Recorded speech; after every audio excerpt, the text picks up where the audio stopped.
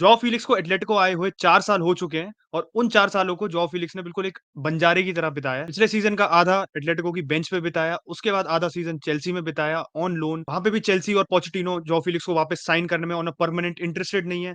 Jaw Felix का खुद role Atletico में सर्टेन नहीं है क्योंकि ग्रीज़मैन को नंबर 7 जो जॉ फीलिक्स के पास था, वो दे दिया गया है। तो फीलिक्स अब एक ऊनो रिवर्स कार्ड खेलना चाह रहा है ग्रीज़मैन पे कि ग्रीज़मैन बार्सा से आया है एटलेटिको। अब फीलिक्स ने अपनी पूरी आप कह सकते हो ना पूरी जो इच्छा है और ख्वाहिशें हैं, उन्हें अदा कर दिया और बोल दिया कि अभी मेरे को जाना है बार्सा, तुम आ गए एटलेटिको, मैं तुम्हारी छत्रछाया में चला जाऊँगा बार्सिलोना। बट सबसे बड़ी बात ये है कि ना बार्सा का इंटरेस्ट आया फीलिक्स में, और ना फीलिक्स की किसी प्रोफाइल के प्लेयर में आया है कि आपको सेकंड स्ट्राइकर या जस्ट बिहाइंड द स्ट्राइकर खेलने वाला या इनसाइड फॉरवर्ड लेफ्ट विंग से खेलने वाला, उस टाइप के प्लेयर के साइन करने की कोई बात नहीं आई है। विटर ओके को बार्सिलोना ने साइन कर लिया है, जो स्ट्राइकर पोज़ीशन पे खेल सकता है और वो जनवरी में जॉइन करेगा। तो क्या बार्सा के लिए जॉ फीलिक्स साइन करना सेंस बनाता है, या ये फीलिक्स की तरफ से एक डेस्परेट मूव है कि भाई मेरे को कुछ भी करके एटलेटिको से निकाल दो, अगर मैं बार्सा के लिए अपना जो प्रेम है उसको पूरा जाहिर कर देता हूँ तो मेरे को बार्सिलोना साइन कर ले, क्या पता। उसी के साथ साथ जो किमिक की लिंक्स आ रही थी जो बीच में कम हो गई थी काफी, क्योंकि बायर्न की तरफ से और जो जर्मन क्रेडिबल सोर्सेज उनकी तरफ से आया था कि बायर्न भाई किमिक को बेचना नहीं चाहती है। अब न्यूज उभर के आ रही है कि भाई बायर्न का स्टांस शायद रिवर्स हो गया है and Kimmich is no longer considered an untouchable player. तो हो सकता है किमिक को भी बेच दिया जाए। कल के वीडियो में हमारे एक बार्सा फैन और व्यूअर ने एक कमेंट किया था कि वो बर्नार्डो सिल्वा की जगह किमिक को प्रेफर करेंगे। तो वीडियो में जाने से पहले मैं आप सारे बार्सा फैंस को एक क्वेश्चन डालता हूँ कि क्या आप किमिक को प्रेफर करोगे या आप बर्नार्डो सिल्वा को प्रेफर करोगे? मुझे पता है कि ज्यादातर लोगों का आंसर यही होगा कि वो किमिक को प्रेफर करेंगे, क्योंकि वही आपकी भाई पोजीशन ऑफ नीड को सीधे-सीधे फुलफिल करता है, सीधे-सीधे आके भरता है उसको और क्वालिटी के साथ। किमिक अगर आप किसी भी प्लेयर को खरीद सकते हो उस पोजीशन में जिस पे बुस्केट्स खेलता था, किमिक से अच्छा शायद ही कोई प्लेयर होगा। साथ ही के साथ बार्सा के जो हमारे फॉर्मर लेफ्ट बैक थे जो इस सीजन बार्सा के छोड़ के जा चुके हैं, जॉर्डी अल्बा, वो बुस्केट्स और मेसी को जॉइन करेंगे इंटर मियामी में। जो बार्सा रियूनियन वहाँ पे चल रहा है, वो चलता जाएगा। हो सकता है कि लुइस सुआरेज़ भी उनके परम चिन्हों पे चल के वहीं जॉइन कर लें इंटर मियामी को। देखते हैं उसका क्या होता है। उसी के साथ-साथ यूनाइटेड के लिए थोड़ी-सी आप कह सकते हो अटपटा डिसअपॉइंटमेंट हमारे को मिला है। Not a big disappointment but disappointment है, जिसके बारे में भी हम बात करेंगे। बट पहले बात हम शुरू करते हैं बार्सिलोना से और जोआ फिलिक्स से बात करते हैं, क्योंकि भाई जोआ फिलिक्स की अगर आप बात करो और जोआ फिलिक्स का अगर आप स्टेटमेंट पढ़ो, तो भाई स्टेटमेंट में सीधे-सीधे मतलब एक होता है ना कि भाई इतना प्यार जोआ फिलिक्स को कब हो गया बार्सा से, मुझे नहीं पता चला। तो स्टेटमेंट को अगर हम पढ़ें तो स्टेटमेंट में लिखा है, भाई I'd love to play for Barca. Barcelona has always been my first choice and I'd love to join Barca. It was always my dream since I was a kid. If it happens it will be a dream come true for me. तो भाई dream, dream, dream और मेरा कितना प्यार है Barca को सब पूरा ज़ाहिर कर दिया है जोआ फिलिक्स ने। बट क्या बार्सा के लिए जोआ फिलिक्स को साइन करने का सेंस बनता है? क्योंकि भाई जिस प्रोफाइल का वो प्लेयर है, sort of plays in the position और समव्हाट आप कह सकते हो सिमिलर रोल है उसका फेरन टोरेस जैसा, कि फेरन टोरेस स्ट्राइकर भी खेल सकता है and he can play on, but majority time वो लेफ्ट विंग से खेलता है। और अगर आप बार्सा में देखो तो फेरन टोरेस की पोजीशन सर्टेन है नहीं। और बार्सा के जो प्लेयर्स हैं, आप फ्रंट थ्री की बात करो, जो फर्स्ट चॉइस फ्रंट थ्री है इस समय बार्सा का, व्हिच इज डेम्बेले, लेवेंडोव्स्की और रफीनिया। उन तीनों में से भी आप कह सकते हो ज्यादा प्रोफाइल किसी से जोआ फिलिक्स की मिलती नहीं है, क्योंकि जोआ फिलिक्स सेंट्रली खेलना प्रेफर करता है। बार्सा के सिस्टम में कोई भी एक नंबर 10 पोजीशन का प्लेयर है नहीं, ना कोई नंबर 10 का डिफाइंड रोल है। तो जिस तरह की पोजीशन में जोआ फिलिक्स चेल्सी में खेल रहा था, sort of in where Havertz used to play, या हैवर्ट्स जहाँ पे खेलता था उसी फॉल्स 9 टाइप के रोल में आप कह सकते हो, या sometimes of the left wing, उस टाइप का रोल उसको बार्सा में मिलना मुश्किल होगा, स्पेशली अगर डेम्बेले फिट है, या डेम्बेले नहीं है तो उसकी जगह अंसु फाटी भी है। ठीक है, अंसु फाटी से इस समय अगर बार्सा जाता है फिलिक्स, अगर ऐसी सिचुएशन होती है तो Felix should be and I think will be above Ansu Fati. अगर आप फॉर्म की बात करो तो चेल्सी के लिए आप कह सकते हो जो सारे खराब प्लेयर्स थे, उनमें से थोड़ी बहुत जो अच्छी परफॉर्मेंस किसी ने दिखाई थी तो वो जोआ फिलिक्स था ऑन सम ओकेजन्स। ये भी नहीं कहूंगा कि वो बहुत आउटस्टैंडिंग प्लेयर था उनके लिए, पर आप कह सकते हो कि कचरे के ढेर में एक कम कचरा टाइप का प्लेयर था, जो जिस प्लेयर पे आप थोड़ी उम्मीद टांग सकते हो उस टाइप का प्लेयर था जोआ फिलिक्स। तो बार्सा में फिट करता है जोआ फिलिक्स या नहीं? अगर जाता है तो मोस्ट प्रोबब्ली लोन डील पे जाएगा, जैसे जोआ कैंसेलो की डील की बात चली, it will be a loan deal, क्योंकि ना तो बार्सा के पास पैसे हैं to give Atletico the asking price which will be around 80 plus million, 90 plus million. वो पैसे बार्सा के पास है नहीं, और मुझे लगता है कि एटलेटिको को भी पूरी तरह पता है कि उनको वो आस्किंग प्राइस कहीं से भी नहीं मिलेगा, तो उन्हें लोन डील पे ही सेटल करना पड़ेगा। तो बार्सा क्या करती है, ये देखने की बात है। कहाँ फिट करेगा जोआ फिलिक्स, वो बहुत मैटर करता है। या तो आप फेरन टोरेस को ऑफलोड कर दो, और एस्टन विला के साथ उसके जो रूमर्स चल रहे थे, अगर एस्टन विला और परस्यू करती है उसको तो बात बनेगी। बट एस्टन विला का जिस हिसाब से लग रहा है कि वो मूसा डियाबी के लिए जा रही है and they already have Leon Bailey on the wing, और उनके पास विंग ऑप्शंस हैं। तो क्या वो जाएँगे फेरन टोरेस के लिए? और अगर फेरन टोरेस नहीं जाता है, तो मुझे नहीं दिखता कि फिलिक्स कहाँ आएगा। अब अपनी तरफ से तो आप कितना भी कह सकते हो, कितना भी तारीफों का पुल बाँध सकते हो आप बार्सा पे, but ultimately what matters is कि बार्सा को आपकी क्या ज़रूरत है, तभी बार्सा उसके लिए मूव करेगी। एंड आई डोंट थिंक, जितनी न्यूज़ आई है और जो लपोर्टा ने भी खुद प्रेस कॉन्फ्रेंसेज़ में भी कहा है कि बार्सा इस समय 2 मिडफील्डर और एक राइट बैक तलाश रही है। तो अगर उस सारे कॉन्टेक्स्ट में अगर आप देखो, तो एक एडिशनल एक लग्जरी साइनिंग की तरह लग रहा है जोआ फिलिक्स, जो मुझे नहीं लगता है बार्सा करेगी। और ये तभी हो सकता है कि बार्सा फेरान टोरेस को या अंसु फाटी में इनमें से किसी को ऑफलोड कर दे, तब उसकी कहीं मेरे को लगता है थोड़ी बहुत जगह बन सकती है। फर्स्ट टीम में मुझे अभी भी उसकी जगह बनती हुई नहीं दिख रही है। अब आते हैं आप दूसरे प्लेयर पे जिसके आप कह सकते हो बार्सा फैन्स जो सबसे ज़्यादा चाहते हैं आ जाए उनकी टीम में, वो है योशुआ किमिक। किमिक की बात चल रही है कि भाई किमिक को बायर्न और जो जर्मन सोर्सेज़ है वो कह रहे हैं कि बायर्न पहले सोच रही थी कि वो किमिक को नहीं बेचेगी, बट या तो टुखेल का चेंज ऑफ हार्ट आया या बायर्न के बोर्ड का आया कि दे आर सेइंग कि अब वो अनटचेबल प्लेयर है नहीं, और एक इंपॉर्टेंट बिड अगर उसके लिए आ जाती है, एक ऐसी बिड जो रिफ्यूज़ करना मुश्किल हो, तो वो शायद किमिक को साइन कर ले। अब बायर्न के पास मिडफील्डर्स तो हैं और ऐसे मिडफील्डर्स जिनको उन्होंने पिछले सीज़न खिलाया भी नहीं था। ग्रेवेनबर्ग की बात करो आप सेबिट्ज़र की बात करो जो बायर्न अब वापस जा चुका है। हो सकता है सेबिट्ज़र को बेच दिया जाए। यू हैव मिडफील्डर्स, आपके पास ऑब्वियसली मूसियाला भी है, बट सीडी मतलब आप नंबर 8 स्लैश नंबर 6 पोज़ीशन की बात करो तो किमिक के अलावा उस क्वालिटी का ऑप्शन बायर्न के पास है नहीं। तो आई एम सरप्राइज़्ड कि क्यों बायर्न ने अपना स्टांस चेंज कर दिया ऑल ऑफ अ सडन। या तो पीछे से कुछ बातें चल रही है बार्सा की, तो उन्होंने कुछ प्रपोज़ल दी है बायर्न को, उस चक्कर में बायर्न का मेबी स्टांस बदला हो, और बायर्न ने कोई रीइंफोर्समेंट लाने का सोचा भी नहीं है मिडफील्ड में, जहाँ तक अभी तक रिपोर्ट्स आई हैं।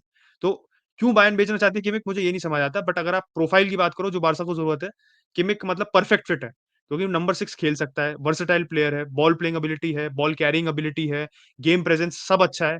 एंड सबसे बड़ी बात है कि गुंडोआन जैसे प्लेयर को वो बहुत कॉम्प्लीमेंट करेगा, and also a player like Frenkie de Jong. देखो मेरे को भी पता है Frenkie de Jong is a player जो सिंगल पिवट में नहीं डबल पिवट में काम करता है, और डबल पिवट में ही सबसे अच्छी परफॉर्मेंस आई थी उसके अलोंग साइड बुस्केट्स। अगर आप एक 3 मैन मिडफील्ड खिलाओगे जो मोस्ट प्रोबब्ली बार्सा का सिस्टम होगा, उसमें आपके पास ऑलरेडी पेड्री है, फ्रैंकी डी जॉन्ग है, आपके पास गुंडोआन है, ठीक है? ये मेरे हिसाब से तो तीनों स्टार्टिंग मिडफील्डर होंगे। ओरेल रूमो की बात कर रहे हैं लोग कि ओरेल रूमो हो सकता है स्टार्टिंग मिडफील्डर।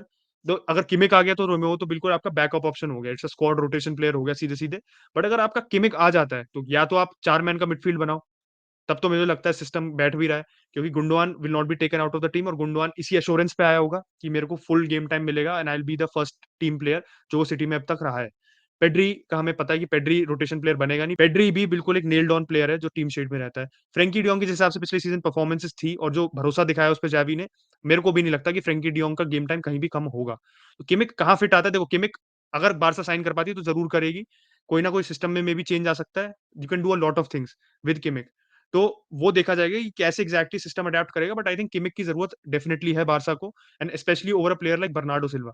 तो अगर किमिक की डील प्रोग्रेस होती है या टिम किमिक के बारे में और कुछ हमारे को रिपोर्ट्स आती हैं कि क्या प्राइस टैग होगा, क्या बायर्न का स्टांस होगा डिटेल में जब हमारे को पता चलेगा, तब हम कहीं जाके कह सकते हैं कि हाँ भाई Kimmich will be going to Barcelona. And अगर किमिक जाता है तो फिर बर्नार्डो सिल्वा नहीं आएगा, and same goes with Bernardo Silva. अगर बर्नार्डो सिल्वा जाता है तो फिर किमिक नहीं आएगा, क्योंकि दोनों प्लेयर्स को साइन करना ना तो सेंस बनाता है, ना फाइनेंशियली बार्सा कर सकती है इस चीज़ को, डील करना पॉसिबल ही नहीं है। यूनाइटेड पे आने से पहले हमारे कुछ चेल्सी फैन्स हैं, तो उनके लिए छोटी अपडेट थी कि Chelsea is looking to sign a centre back. Levi Colwill वो ऑलरेडी रख रहे हैं। फोफाना को दोबारा एसीएल में कुछ प्रॉब्लम आ गई है जो सर्जरी करानी पड़ेगी, तो भाई फोफाना की मतलब एसीएल इंजरीज इतनी ज्यादा इशू बन गई है चेल्सी के लिए कि भाई जब से वो आया है बेयरली प्लेड कंसिस्टेंटली, और बहुत पोटेंशियल है उसके पास, बहुत अच्छा सेंटर बैक है, बट जब अवेलेबल ही नहीं है तो क्या करोगे आप उसको? Chelsea is looking to sign a new centre back. अब वो कौन होगा? कुलिबाली वो ऑलरेडी बेच चुके हैं। थियागो सिल्वा अगले सीजन मोस्ट प्रोबब्ली चला जाएगा, तो Thiago Silva is not a first team option इस समय फर्स्ट टीम ऑप्शन चेल्सी के लीवाई कॉलवेल है, बेनुआ बार्डियाशीले हैं, मार्क कुकुरेला भी सेंटर बैक खेल लेता है। तो एस्पिलिक्वेटा ऑलरेडी जा चुका है, तो Chelsea will probably sign a new centre back. वो कौन होगा वो देखा जाएगा, अभी कोई बड़ी रिपोर्ट्स आई नहीं है। आते हैं यूनाइटेड पे। यूनाइटेड की अपडेट, अब मैंने कहा था ना कि अजीब सा डिसअपॉइंटमेंट है जो हमारे को देखने को मिला है कि टेलेस का मैंने ट्विटर पे डाला था हमारे हैंडल पे कि भाई 20 मिलियन मिल जाए, 15-20 मिलियन तो मैंने खुद खुद ज्यादा होपफुल होकर डाला था। लोग तो डाल रहे थे 30 मिलियन मिल जाए। सऊदी जो पैसा खर्च रही है, ऐसे फेंक रही है सब क्लब्स में, हम पे भी फेंकेगी।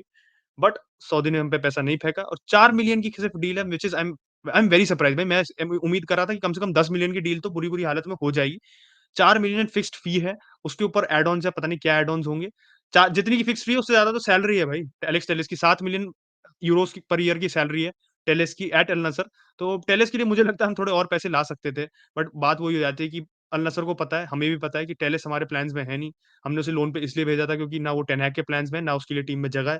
तो कहीं न कहीं मतलब ये था कि उसके लिए हमारे टर्म्स पे नहीं जाएगा, वो दूसरे क्लब के टर्म्स पे जाएगा, बट कहीं न कहीं हमारे को आई थिंक मुझे लगता है कि 3-4 मिलियन तो और निकाल लेते यार, 8-9 मिलियन तो निकाल लेते टेलेस के लिए, इतना भी नहीं निकाल पाए।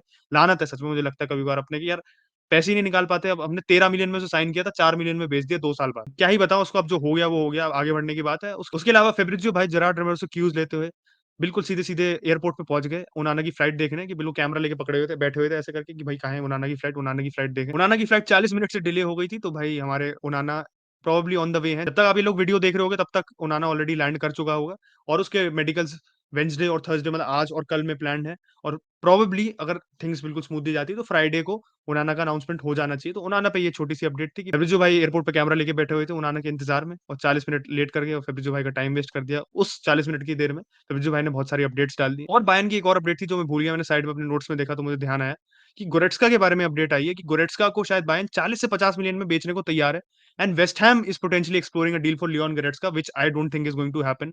भाई कहाँ से मतलब वेस्ट हैम के पास पैसे तो हैं देखो because of the Declan rice money, क्योंकि उन्होंने 45 मिलियन के आसपास की बिड की थी जोआ पोलिनिया के लिए and Fulham value Palhinha at 80 million, तो पता नहीं कहाँ से मनबोली फिगर लोग बोल देते हैं। 80 मिलियन पता जोआ पोलिनिया के लिए तो बहुत ज़्यादा है, बट 45 मिलियन अगर है वेस्ट हैम के पास तो 40 से 50 मिलियन की अगर डील बनती है गोरेट्स्का के लिए पैसा का तो दे सकते हैं। बट बायर्न से सीधे मतलब West Ham is too much of a downgrade I feel. Champions League से यूरोपा लीग खेलोगे आप, I don't think that move is going to happen. जहाँ तक यूनाइटेड की बात रही, मेरे को यूनाइटेड के केस में भी नहीं लग रहा कि हम वो मूव कर पाएँगे और ऑलरेडी हम एक नंबर 8 पोज़ीशन में प्लेयर को ला चुके हैं व्हिच इज़ मेसन माउंट।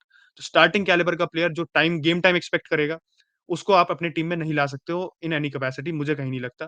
अगर हम एक बैकअप प्लेयर लाना चाहते हैं, अगर हम फ्रेड और वैन डे बीक को बेच दें, तो मेरी प्रेफ़रेंस अभी भी which is a very easy to do deal and आप कह सकते हो बजट में डील हो जाएगी हमारे, that will be somebody like Marcel Sabitzer, but मेरे को भी नहीं लगता हम सेबिट्ज़र के लिए जाएँगे।